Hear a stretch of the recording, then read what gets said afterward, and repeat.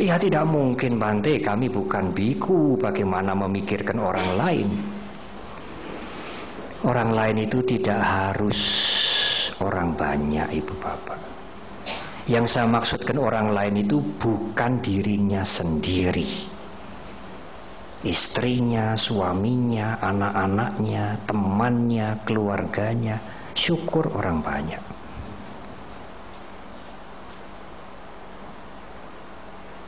Kalau malam hari ini kami berdua bisa memberikan sesuatu untuk ibu bapak dan saudara, alangkah bahagianya kita.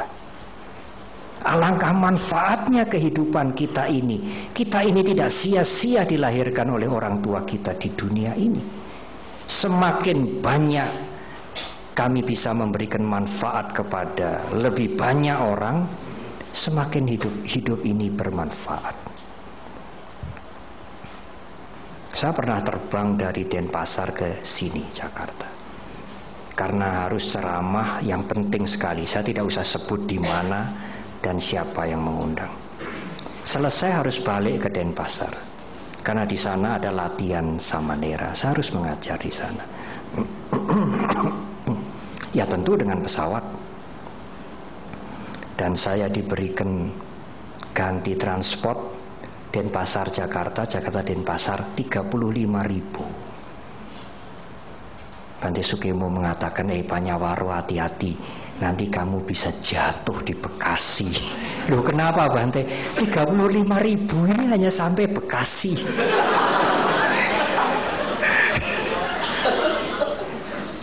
Tapi apakah Bante bahagia? Oh iya, saya sangat bahagia. Karena ceramah itu gabungan dari beberapa organisasi. Saya mampu menyampaikan dengan baik seperti malam hari ini. Lebih baik dari di Surabaya. Meskipun di Surabaya itu undangannya dijual mahal sekali. Saya merasa malam hari ini saya bisa menyampaikan pengertian kepada ibu bapak dengan baik. Batuknya juga tidak keluar. Meskipun seminar malam hari ini gratis ya. Selain gratis dapat santap malam juga ya. Tapi santap malam bukan untuk saya. Itulah kebahagiaan kami ibu bapak. Pada saat kami bisa memberikan sesuatu meskipun bukan materi, bukan uang, bukan makanan. Dan ibu bapak bisa mendengar, mengerti meskipun bukan umat Buddha. Mungkin memperoleh manfaat dari apa yang saya sampaikan. Aduh bahagianya saya. Hidup saya menjadi penuh dengan arti. Hidup saya bermanfaat. Saya bisa memberikan sesuatu. Semakin banyak, semakin sering saya bisa memberikan kepada orang lain, semakin bahagia saya. Meskipun transport 35.000 tidak persoalan. Tetapi pada saat saya mulai menuntut, hilanglah kebahagiaan bagi saya. Bagaimana Jakarta Denpasar PP 35.000, umat yang mengundang tidak mengerti, tidak memakai otak. Kemarahan, kejengkelan, kebencian muncul. Tidak ada kebahagiaan. Hancur kebahagiaan yang saya bangun. Alangkah bodohnya saya. Mulai saya menuntut, mulai kita menuntut, kita mulai menderita. Mulai memikirkan yang lain, apalagi bisa memberikan sesuatu pada yang lain. Kita mulai bahagia. Jadi dari mana Bante supaya kehidupan ini lebih bermanfaat, lebih mempunyai arti? Harus mengubah cara berpikir. Yang semula aku sentris, yang semula ego sentris, harus diubah dengan to serve others. Melayani yang lain, memberikan untuk yang lain, membantu untuk yang lain. Saya pernah cerita tentang seorang biksuni dari Italia itu tuh. yang menjadi biksuni di agama Buddha Tibet lama, dan dia belajar meditasi belasan tahun. Retreat. Suatu hari temannya dari Itali datang tanya, kamu ini orang barat ikut agama Buddha, belajar meditasi lama sekali, apa sih yang kamu dapat? Apa sih yang kamu dapat?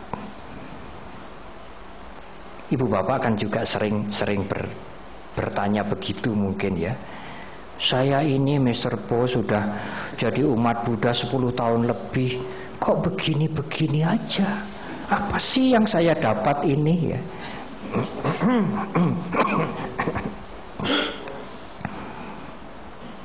Biksuni itu pandai sekali.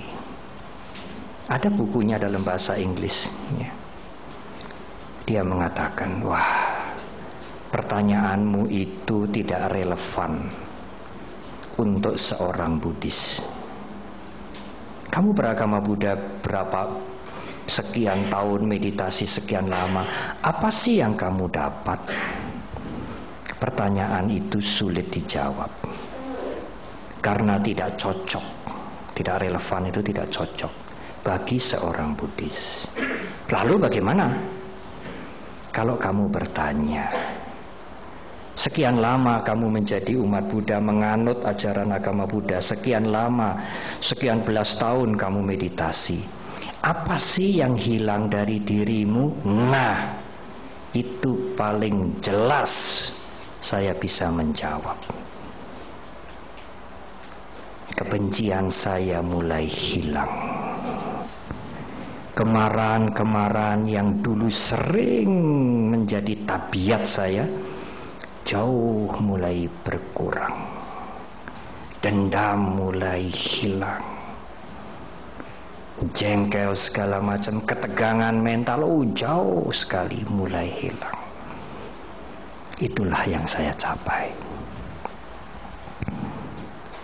Begitulah cara berpikir seorang Buddhis, ibu bapak. Tidak self-center. Apa sih yang saya dapat dengan jadi umat Buddha? Kan begitu. Karena cara berpikir kita itu selalu ingin mengumpulkan harta, mengumpulkan kekayaan, mengumpulkan segala sesuatu, sampai kalau di rumah ada dus-dus yang tidak pakai itu mau dibuang, jangan begitu toh. Mari kita ubah itu, ibu bapak. Cara berpikir yang tidak sesuai dengan dharma itu mari kita ubah. Tidak kemari, tetapi apa yang saya manusia seorang ini bisa berikan kepada yang lain. Alangkah bergunanya hidup seperti itu. Saudara mulai bahagia. Karena sumber ketidakbahagiaan dan jalan untuk menuju kebahagiaan itu persis ada di dalam dan dari dalam diri kita, bukan faktor yang di luar. Cobalah ibu bapak berusaha untuk mengurangi self-center itu dengan melayani yang lain, to serve others, berbuat untuk yang lain. Paling tidak suami, istri, anak-anak, teman-teman, famili. Bukan menuntut untuk dirinya sendiri.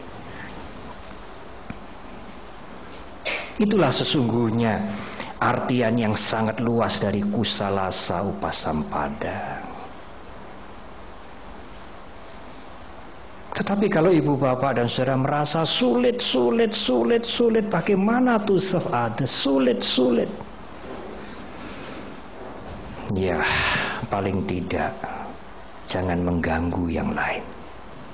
Sabba papasa karano. Paling tidak bisa ditawar lagi. Seperti di Surabaya, di beberapa tempat ada yang bertanya pada saya, Bante, 9 September yang lalu kan ada bom. meledak. Ya kita prihatin, kita menjadi ikut sedih. Tapi keprihatinan kita itu hanya melihat di televisi, melihat di koran. Kalau salah seorang anggota keluarga ibu bapak ada yang menjadi korban, keprihatinan itu akan menjadi sangat mendalam. Ada yang matanya hilang dan tidak bisa diperbaiki. Ada yang dagunya ini hilang. Ada yang kakinya hilang. Begitu kejam orang yang melakukan perbuatan itu. Dan yang meninggal itu tidak mengerti politik, tidak mengerti permusuhan negara. Lalu ada orang bertanya, ada wartawan bertanya, Bante, sesungguhnya dari golongan mana toh yang melakukan itu? Saya berusaha untuk menjawab. Bante menjawab, ya saya menjawab. Bante kan ikut politik nanti. Iya, nyerempet. Saya menjawab begini ya saudara wartawan. Kalau saudara bertanya yang kejam seperti itu golongan mana sih? Jawaban saya adalah golongan umat manusia. Karena binatang tidak bisa bikin bom. Ya manusia membangun dunia ini, membangun civilization, membangun peradaban. Tetapi manusia sendiri yang menghancurkan peradaban, menghancurkan kemanusiaan. Mengapa bisa begitu Bante? Oh, tidak hanya dia, kita semua. Sebelum bisa membebaskan diri kita dari kekotoran batin, Dalai Lama menerjemahkan emosi yang negatif, masih belum bisa bebas dari emosi yang negatif. Kita semua bisa melakukan seperti itu. Selama masih ada kebencian, kemarahan, dendam, keserakahan, kegelapan batin. Dimulai dari dalam diri seseorang, dimulai dari dalam diri kita. Terorisme itu dimulai dari dalam diri kita. Begitu Anda melihat suami sengit itu, benci, teror sudah berkembang di dalam diri saudara. Saudara akan padamkan atau akan biarkan? Kalau saudara biarkan, maka akan timbul ketegangan, kegelisahan, kemarahan di dalam pikiran saudara. Dia menodai mental saudara, meneror mental saudara. Tapi masih mending belum membawa korban. Tetapi kalau itu sudah keluar menjadi ucapan, menjadi perbuatan, menjadi sumpah serapah, menjadi maki-maki, emosi negatif yang sudah keluar itu pasti membawa korban. Korbannya siapa? Anaknya, suaminya, istrinya, teman baiknya, sahabatnya. Emosi negatif yang sudah keluar itu membawa noda sosial. Tetapi kalau belum keluar tidak membawa noda sosial, membawa atau memberikan noda mental. Yang gelisah saudara sendiri, yang tidak bisa tidur saudara sendiri, yang sengsara saudara sendiri, mental saudara diteror oleh saudara sendiri. Tapi kalau sampai keluar pasti meminta korban. Pasti.